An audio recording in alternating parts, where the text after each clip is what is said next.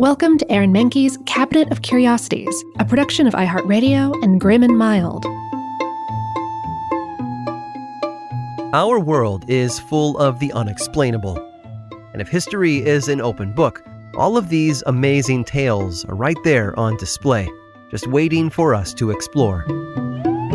Welcome to the Cabinet of Curiosities.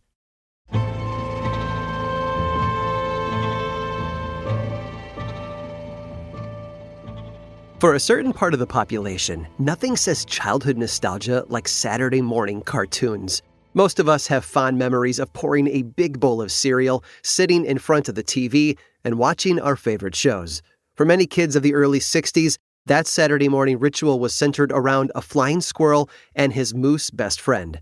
Rocky and Bullwinkle was a cartoon created by Jay Ward that chronicled the exploits of Rocky, a flying squirrel, and the moronic moose Bullwinkle. The show was characterized by zany humor and wordplay, poking fun at American politics and anti-communist sensibilities. However, creator Jay Ward never expected his little show to land him in the middle of a real-life Cold War crisis. In an early episode of the show, Bullwinkle takes Rocky to visit his home, a tiny island right on the Canadian border called Moosylvania.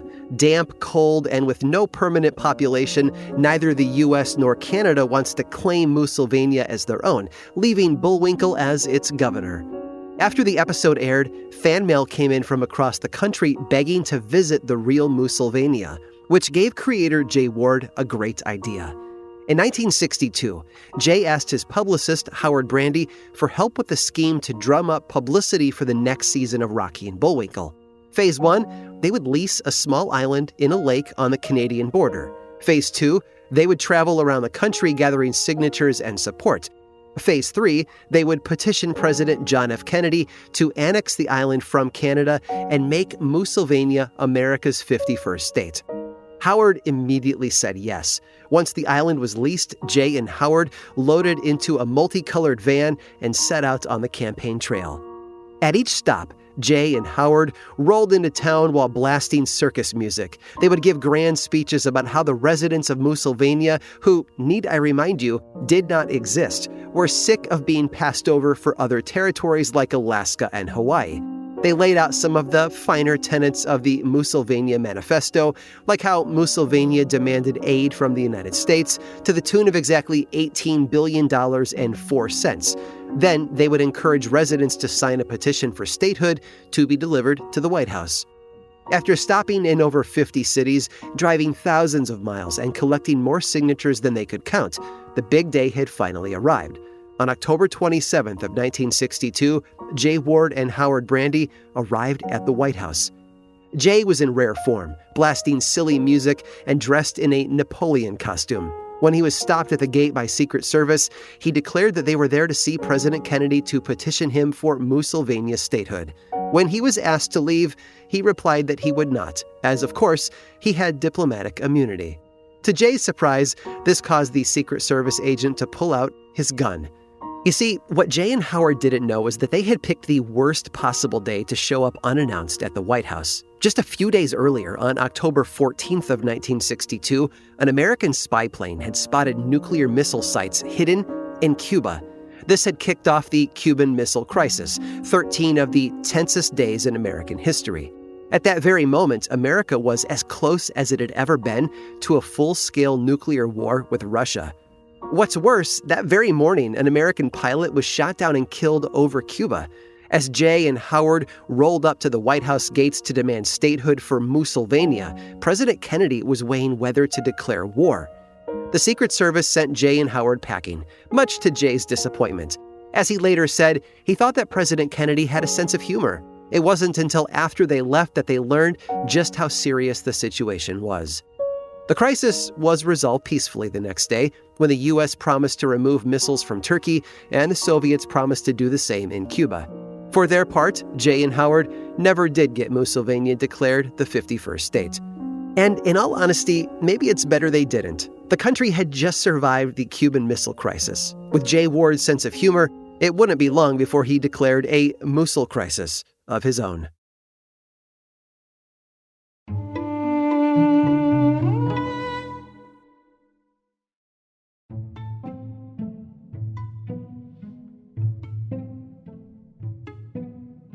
If you've spent any time with jigsaw puzzles, you know the satisfaction that comes from the last piece falling into place.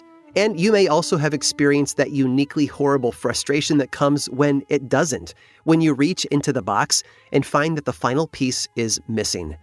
This discovery is usually followed by a frantic search.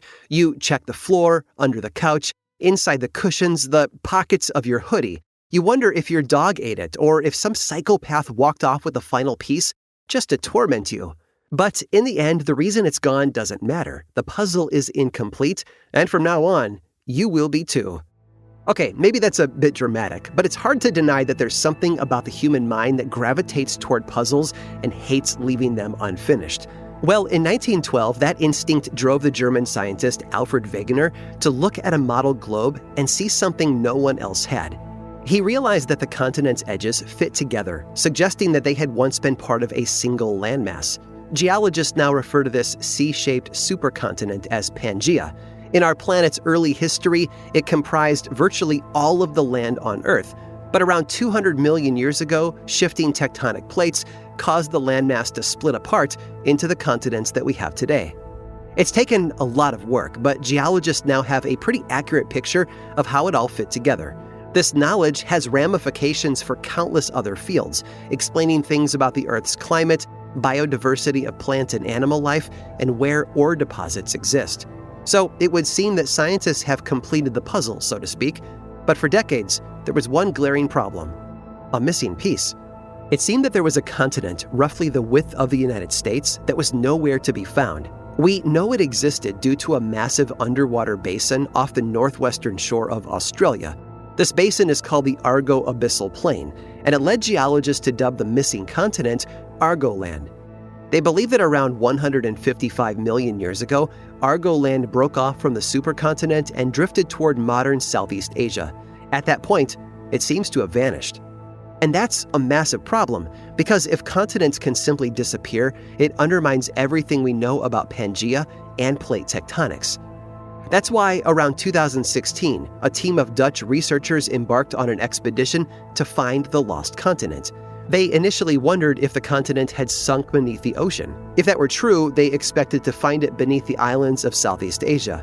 But it wasn't there. Next, they considered whether another continent could have slid on top of Argoland, burying it beneath the Earth's crust. That's what happened to Greater Adria, an ancient continent that now lies underneath Europe. But based on the available evidence, it didn't seem to be the case for Argoland. The team didn't give up, though. For 7 years, they tested rock samples from around the world. And in 2023, they announced a groundbreaking discovery. Argoland didn't sink beneath the waves or into the Earth's mantle. Instead, it broke up into countless smaller fragments that eventually got folded in with other landmasses.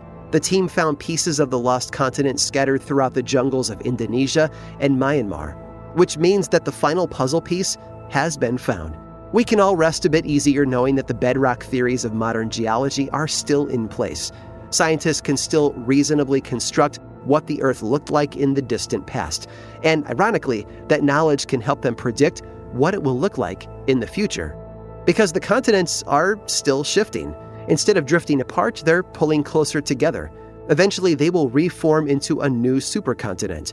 And like Pangaea, that future landmass will eventually break up all over again. Although, what happens after that is a puzzle for another day. I hope you've enjoyed today's guided tour of the Cabinet of Curiosities. Subscribe for free on Apple Podcasts or learn more about the show by visiting curiositiespodcast.com. This show was created by me, Aaron Mahnke, in partnership with How Stuff Works. I make another award-winning show called Lore, which is a podcast, book series, and television show, and you can learn all about it over at theworldoflore.com. And until next time, stay curious.